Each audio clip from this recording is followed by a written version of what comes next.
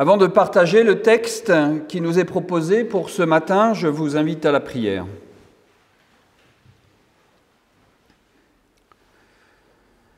Seigneur, notre Dieu, notre Père, de toute parole dont nous sommes inspirés, tu es la vérité, la solidité, la consolation qu'elle apporte. Mets en nous cet esprit que tu nous as promis, pour que ta parole devienne en nous source d'une vie renouvelée. Mets dans notre bouche des paroles qui consolent et qui illuminent. Seigneur, sois notre guide de notre cœur, sois notre guide de cette foi que tu mets en nous. Donne à nos travaux, à nos pensées, de porter le fruit que tu en attends. Amen. Pour ce matin, il nous est donc proposé un texte dans l'Évangile de Luc au chapitre 2, les versets 1 à 7. En ces jours-là, parut un décret de César Auguste en vue du recensement de toute la terre habitée. Ce premier recensement eut lieu pendant que Quirinus était gouverneur de Syrie. Tous allaient se faire recenser, chacun dans sa propre ville.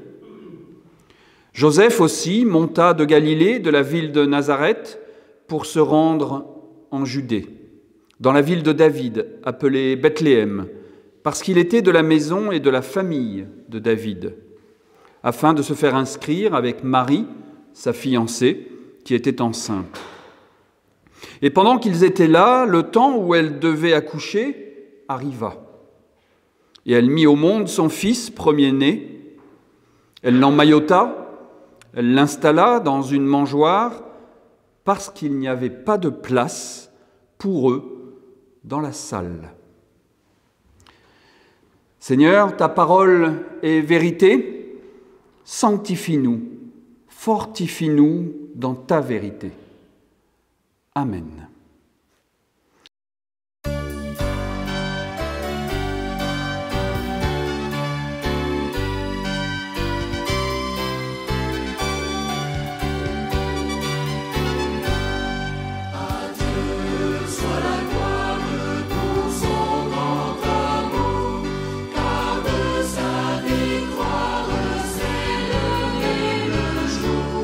Jésus à ma place et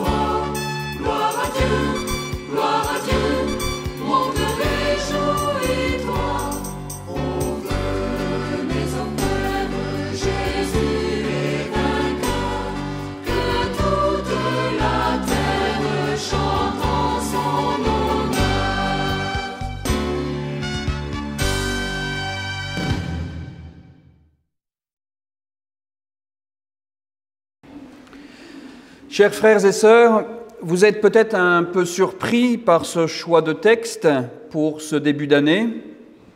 La nativité, c'est du passé, c'est derrière nous, c'était l'année dernière. Cette nouvelle année laisse la place normalement à du nouveau. Pourtant, c'est bien parce qu'il est question de place dans ce texte que je l'ai choisi. Quand nous nous souhaitons une bonne année, finalement, c'est pour laisser la place à de la nouveauté, à du changement. C'est laisser la place aux bonnes résolutions.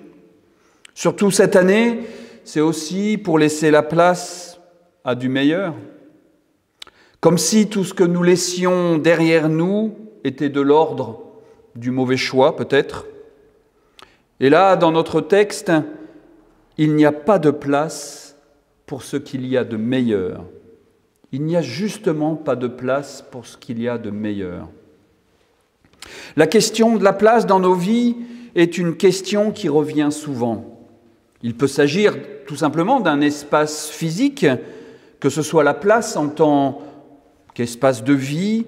Nous désirons toujours plus grand, nous désirons toujours plus de place, de rangement, plus de place pour vivre, un plus grand terrain, plus de place dans notre potager pour produire encore plus de légumes.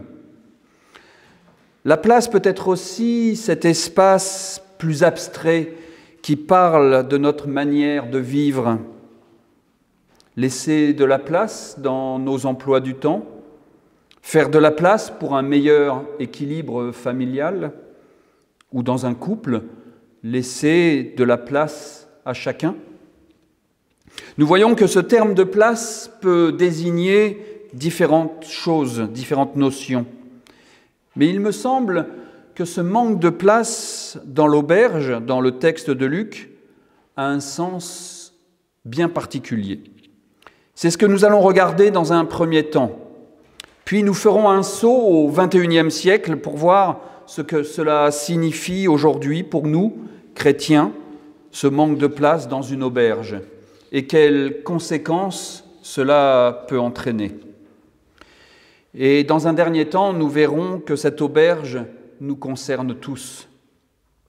Alors, pour mon premier point, explorons ce texte de Luc, mais aussi les autres évangiles. L'auteur semble nous dire qu'il n'y a pas de place dans l'auberge, non seulement pour Jésus, mais pour toute sa famille. Simplement quelques mots à la fin du passage, juste le verset 7, une petite phrase qui semble insignifiante. Pourtant, comment ce détail peut-il être considéré justement comme un simple détail dans le récit de la nativité ? Une femme sur le point d'accoucher, une famille sans domicile, et il n'y a pas de place pour eux dans une auberge, lieu symbolique de l'accueil, du partage, de la chaleur, de la joie et du repos. Tous les locataires de l'auberge sont-ils à ce point égoïstes pour ne pas se serrer un peu pour une situation d'urgence ? Mais c'est tout simplement scandaleux. Aujourd'hui, une situation similaire se présenterait. Il y aurait non-assistance à personne en danger et cela ferait la une de tous les journaux, quoique ce n'est pas certain s'il s'agit de sans-abri. Et quand Luc nous précise cela, ça ne peut pas être juste un petit détail. C'est pour nous indiquer que tout ne va pas être simple dans la vie qu'entame Jésus. Cela signifie que déjà, dès sa naissance, sa propre naissance, cela pose un problème de place.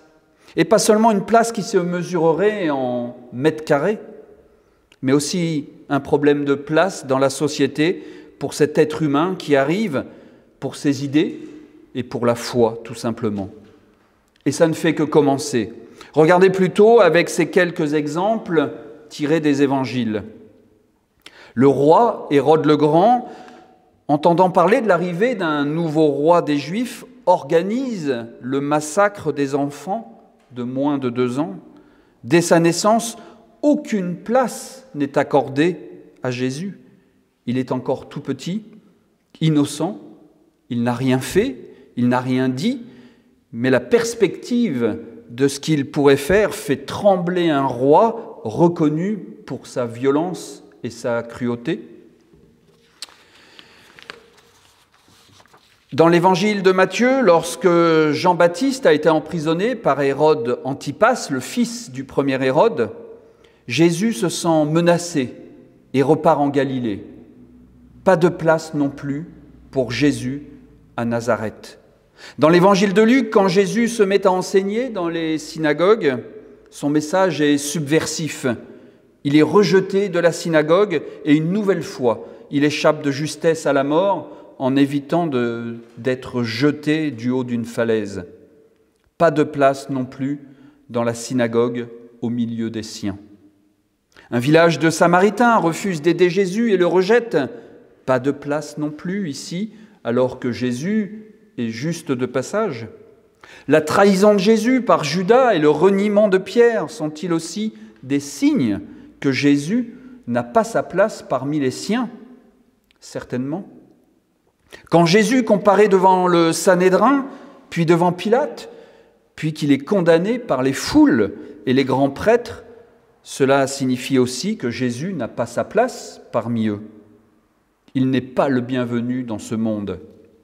Si l'on ajoute à ces exemples les nombreux déplacements de Jésus, Jésus est celui qui est toujours en route, toujours en mouvement. Cela signifie qu'il est celui qui n'a pas de lieu, justement, qui n'a pas de place fixe pour se poser, à l'image d'une foi vivante qui ne s'enferme pas dans un dogme, dans des certitudes et encore moins dans des murs. La crucifixion est le point final à toutes ces tentatives de réduire à néant Jésus.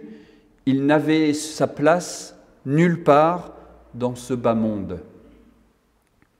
Mais cela était sans compter la résurrection qui renverse la situation.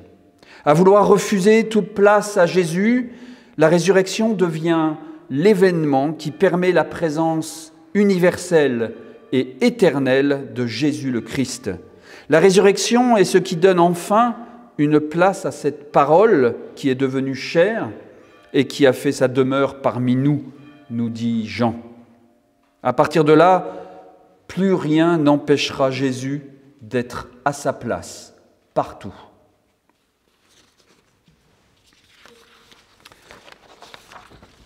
Il me semble donc évident que le premier refus d'accueillir les parents de Jésus dans l'auberge est le premier signe qui montre aux lecteurs, auditeurs des évangiles que Jésus n'est pas le bienvenu dans un monde de brutes, un monde d'humains, et que sa place est ailleurs.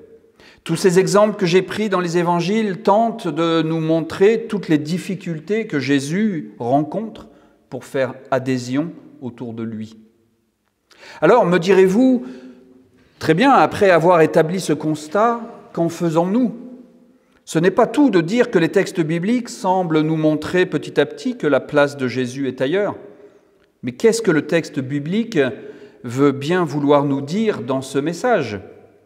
Je le répète sans cesse au fil de mes prédications, le texte biblique n'est pas là pour nous raconter une histoire ou faire l'histoire. Le texte biblique est là pour l'histoire de nos vies. Il est là pour que nous nous interrogions sur notre propre vie, notre propre histoire, et pas celle des autres. Alors, avant de proposer une réponse à ce constat, je vais dans un deuxième point m'intéresser à notre monde du XXIe siècle. Notre monde industrialisé, notre monde moderne, laisse de moins en moins de place à l'être humain. Je l'avais abordé en septembre dans le cycle de prédication sur l'épître de Jacques, un monde qui déshumanise, un monde dont la seule règle est la marchandisation, un monde qui accroît les inégalités, un monde qui écarte les plus fragiles quand il ne les exploite pas, un monde qui laisse des milliers d'hommes et de femmes se noyer en mer Méditerranée ou ailleurs, parce qu'il prétend tout simplement qu'il n'a pas de place pour les accueillir. Je n'en veux pas. Un monde où la liberté de conscience et où la liberté de culte ne sont plus assurées, c'est intolérable. Et ce ne sont pas des considérations générales qui se passeraient à l'autre bout du monde, mais vous, moi, nous avons tous des exemples autour de nous qui répondent à ces constats. Surtout avec cette crise sanitaire que nous traversons depuis plus d'1 an, l'être humain est fragilisé. Quand il n'y a plus de place pour l'être humain, il n'y a plus de place pour la foi. Quand il n'y a plus de foi, le monde se meurt. Je ne parle pas de la foi en tant que religiosité. Effectivement, cette foi, cette religiosité existe toujours, plus ou moins. Nous nous retrouvons dans nos temples, nos activités d'église survivent et nous atteignons plus ou moins facilement nos cibles financières grâce à l'immense générosité de chacun. Mais ce n'est pas ça l'enseignement du Christ. Notre foi doit avoir pour objet de sauver le monde en le jugeant, en le critiquant. À l'image d'Archimède qui aurait dit « Donne-moi où je puisse me tenir ferme et j'ébranlerai la terre ». Notre foi doit être capable d'ébranler la suffisance du monde. Notre foi devrait être capable de renverser l'insupportable. Seulement aujourd'hui, il n'y a pas beaucoup de place pour cette foi-là.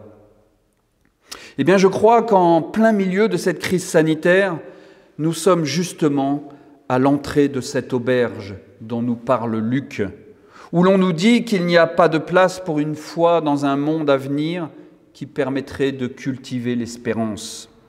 Et ce sera mon dernier point.